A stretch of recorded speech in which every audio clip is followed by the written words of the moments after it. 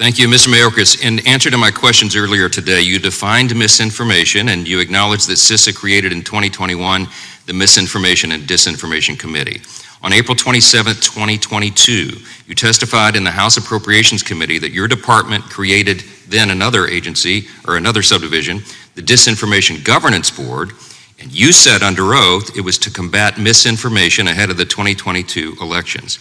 Earlier this month, the federal court in the landmark case of Missouri v. Biden affirmed lengthy findings of fact to justify its preliminary injunction, and in the ruling found at page 94, the White House and your agency pressured and encouraged social media companies to suppress free speech that you determined, you and your employees determined to be misinformation. However, a couple of hours ago, when I asked you about this, you said under oath, we don't do that.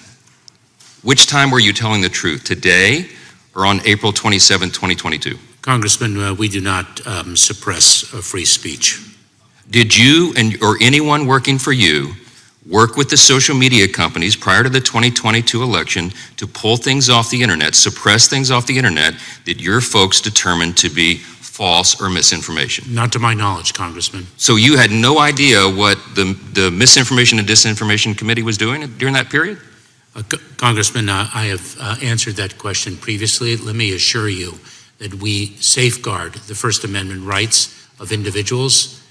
That is what we do. Let me explain to you what the Cybersecurity and Infrastructure Security Agency does. I know all about CISA. What I'm concerned about is this committee and the dystopian Disinformation Governance Board that you set up and put Nina Jankowicz in charge of for about 3 weeks until the public blew their tops over that, and that suddenly disappeared and she resigned. How did you instruct Nina Jankowicz to discern what is misinformation and false information that the government should pull off the internet?